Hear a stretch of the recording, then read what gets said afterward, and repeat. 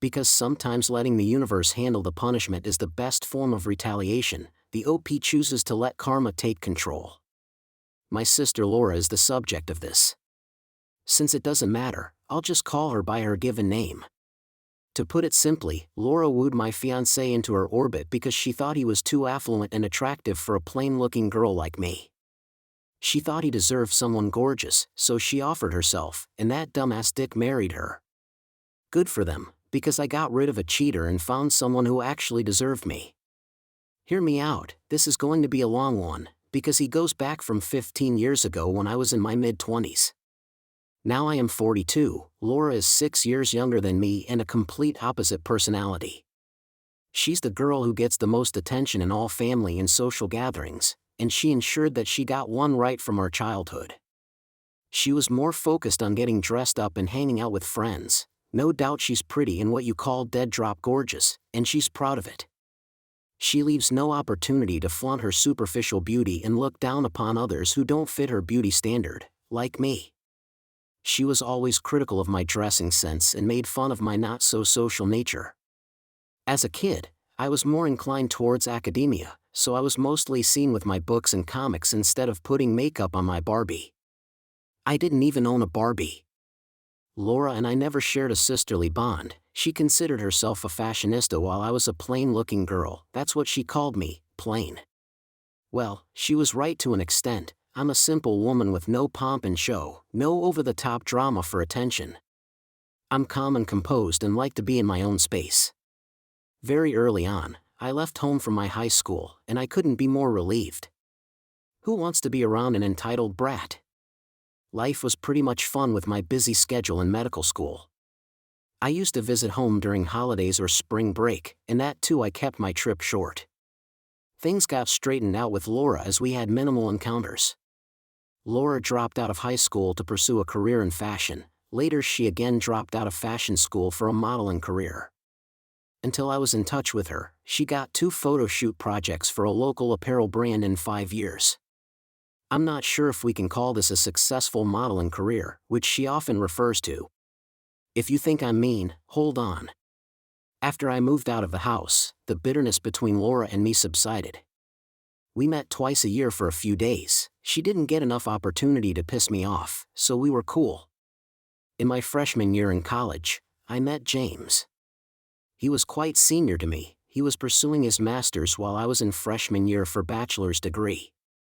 In addition, he had a few years of practical experience as a duty physician, specializing in one of the most reputable specialties. He was a heart specialist. To add a cherry to the cake, he was handsome. He used to give lessons on the subject of the circulatory system to freshman students to earn some extra bucks and brush up his knowledge. He was popular for his simple teaching methods, more popular amongst the girls because you know who doesn't want to take lessons from a blue-eyed 6 feet 2 inches lean and well-built university senior. I also took lessons from him and eventually we started dating. In my final year of college, he proposed to me after dating him for 4 years. I had no reason to say no. He was already working at a hospital by then. During the holidays, when I went home, Mom saw the ring on my finger and asked in the happy moments of festivities. I told her everything. She jumped in excitement because it is not usual that I get serious with anyone. James was the first guy I ever dated or had sex with. Mom asked me the details about James because she sniffed our marriage on the cards. Laura often used to say that I'm never going to find a good man to marry me. By good she meant rich and handsome. Whenever she got to know that I was seeing a guy, she would remark, "He's so going to run away, your relationship won't even last for a week." So when Laura got to know about James, her eyes lit up and she wanted to know more about him. It was kind of unusual for her to take an interest in my life because it has always been very boring. I asked why you want to know about him. She said he's going to be family so I should know him. Mom asked me to call him for dinner on New Year's Eve. Later I got to know that Laura had asked Mom to invite James. We didn't have any plans for that year, so James agreed to tag along. When we reached home, we were greeted by Laura. It was quite surprising because Laura is a party person. She's never seen home on weekends. On New Year's she is off for a week-long party with her friends. But this time she was at home, quite surprising, should have been alarming, right? But I didn't get bothered. I don't give a crap about others' life. I went home with James and my sister was floored by James. Her first comment was, "I thought you to be rich but you're handsome too." Her flouse gestures were just so evident, it was right on my face, yet I didn't take any heed. I was secure in my relationship. Throughout the evening, she made moves at him by complimenting him, trivially touching his arms and thighs unnecessarily, and forcing a conversation with him. She sat next to him at the dinner table. I gave her a look and she made a cute pout and said, "You get to sit with him every day, today I can be his arm candy." Everyone chuckled and we took it as a light fun. During the conversation, she got to know that James goes for a walk after his dinner. As soon as he cleared up after the dinner, she offered to give him a tour of the neighborhood. James looked at me while I sat there with a straight face, not knowing what to say. James replied with an awkward yes and they both went out for a walk. That night while we were driving back from my parents' place, James asked me if I noticed how Laura was flirting with him. I laughed and brushed it off saying she's an attention seeker. I thought James wasn't so shallow that he would fall for superficial beauty, but dang he did. He was equally mesmerized by Laura's charm and he cheated on the first opportunity he got. A few months later, I had my final year exams. As usual, I cut down on our hangouts to focus on my studies. Eventually, I found him cutting down the communication. When I confronted, he said he wanted me to focus on my finals. I was too busy to suspect any foul play. On the last day of my exam, I asked him to pick me up from college. He said he was busy. When I called him later that evening to see how he was doing, he replied that he was at home but was too exhausted and ready to fall asleep. I tried to surprise him by going to his apartment, but it was locked. I called him again but he didn't respond. I waited for his call the next day but he didn't call back. Shamelessly, I called him again and asked him why did he lie the last night. He said he forgot to mention that he had crashed at his colleague's place. Stupid me didn't read this to be any signal. How would I? This was the first time anything such was happening to me. This continued for a week until my lost marbles came back to senses. I asked him on point blank if he wanted to break up with me. He hesitated for a few seconds before murmuring a yes. He said he no longer loved me. That was it, the last conversation we ever had. I didn't ask what, when or how. Heartbreak is always painful and that too without any reason even more. He left me with a sense of insecurity, self-doubt and many unanswered questions which he didn't answer and neither did I ask. Took months and many bottles of single malt whiskey, but eventually I moved on, glad that he broke up after my finals else I would have taken one more year to finish up medical school. 7 months later, I got a call from Laura and she invites me for her engagement. I congratulated her and asked about the guy. She didn't say the name and asked me to come to the party and meet him in person. I was happy for her. Yes, it saddened me for a while that I was supposed to be married during that time, but I was single and nursing my breakup. I tried to forget my miserable life and showed up at my sister's engagement. As soon as I entered the venue, I saw the board as Laura and James. It gave me shivers down my spine, but I calmed down myself saying James is too common a name, he might be someone else. But as I went inside, I ran into 2 of James's friends. They turned to the other side when they saw me coming. My heartbeat raced as I went near the podium where Laura was supposed to be sitting with her fiancé. The moment I saw James sitting with her, his arms wrapped around hers, I froze. I didn't know what to do, I just stood there with tears in my eyes. The next I remember was my mom pulling me to a corner and asking me to behave. She asked me not to create any scene there and let everyone be happy. She said no one knows about our past and she would like to have it that way. I cried out loud and yelled, "You know everything and yet you let this happen. Laura is a witch, you all are evil, you all are in this together." By then, I saw Laura coming with an evil smile. It was like 15 years ago, yet I remember every word of her so clearly. That was the most humiliating moment of my life. She said, "You thought you could have this man," pointing toward James, "handsome, tall, rich. Are you so plain? No way, you don't deserve him, you deserve someone plain like you.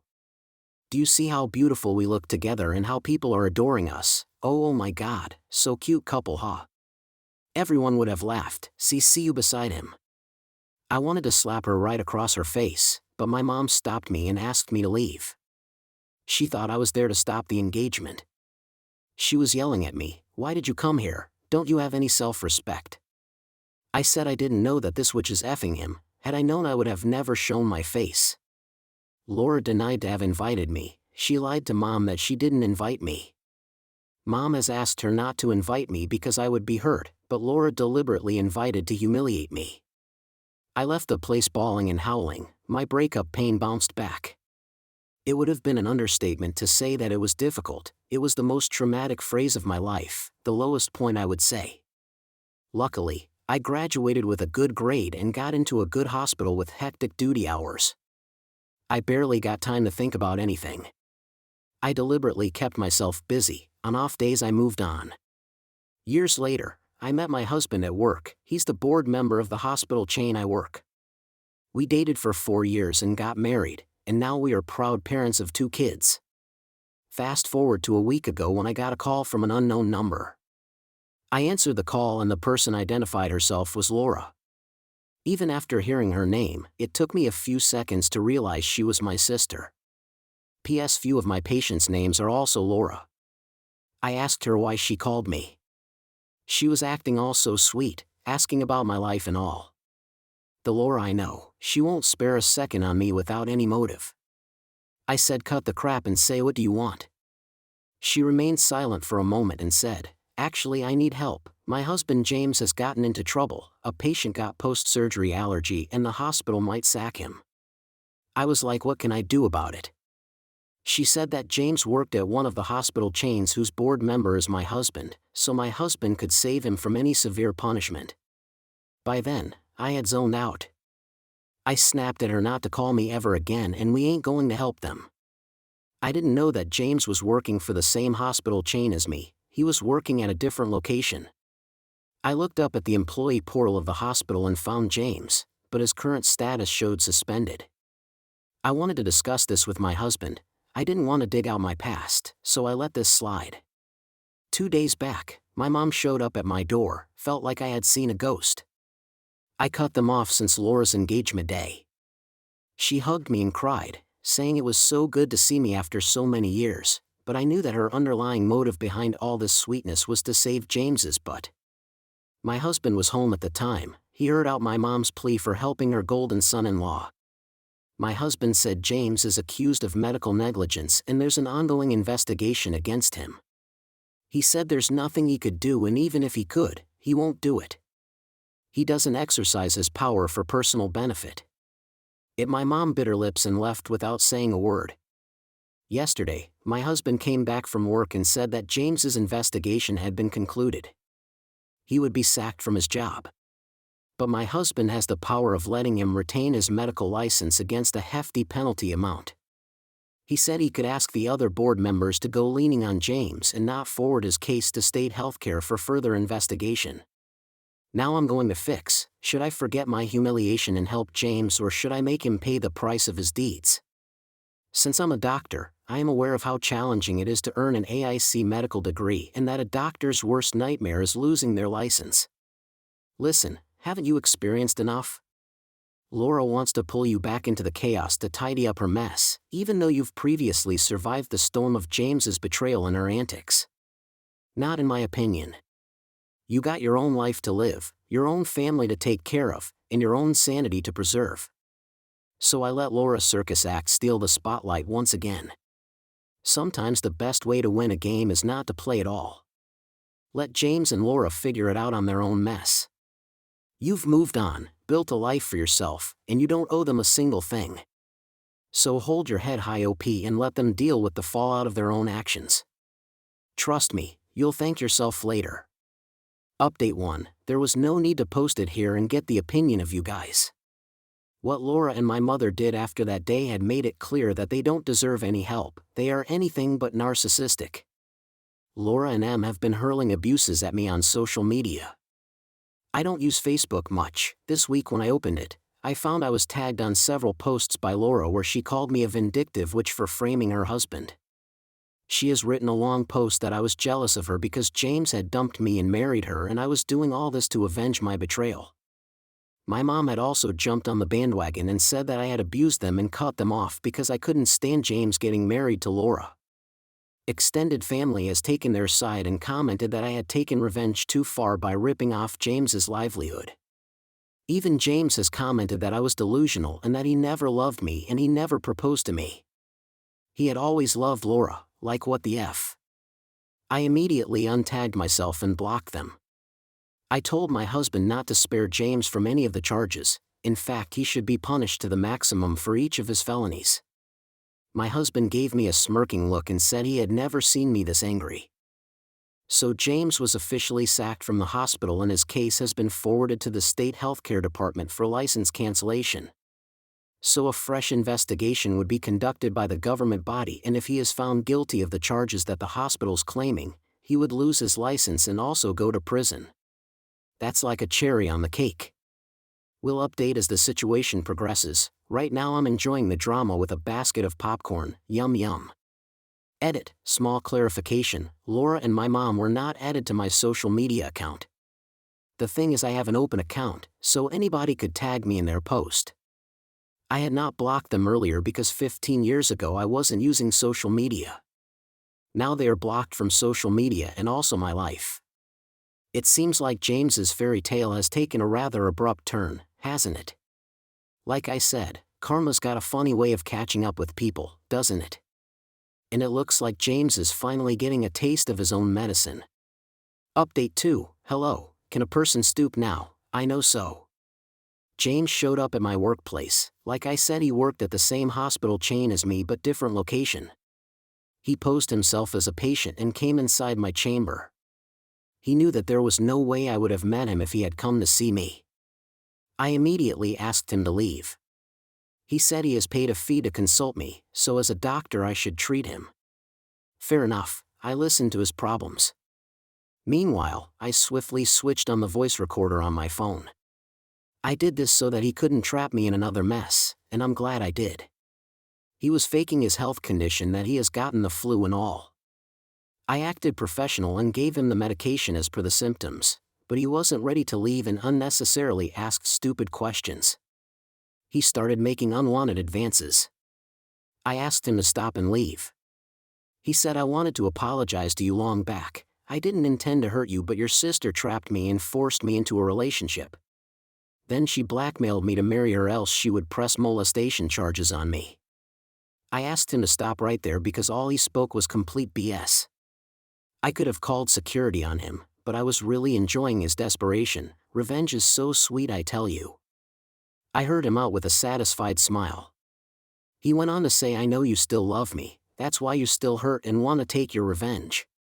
Honestly, I still feel for you. I regret marrying Laura. If you can convince your husband to save me from prison time, I promise I'm going to leave Laura and be your companion. You don't need to leave your husband, but we can secretly have our own thing. That douchebag had the audacity to say this. I burst out in laughter and called security on him and asked him to leave. He had no idea that he was being recorded. The disappointment on his face was so satisfying. He thought he convinced me.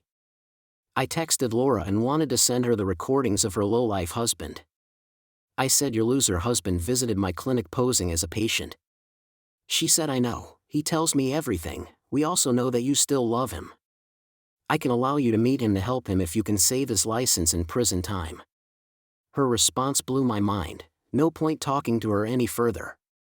They are together in this dirty game. I told my husband about this and he was aghast.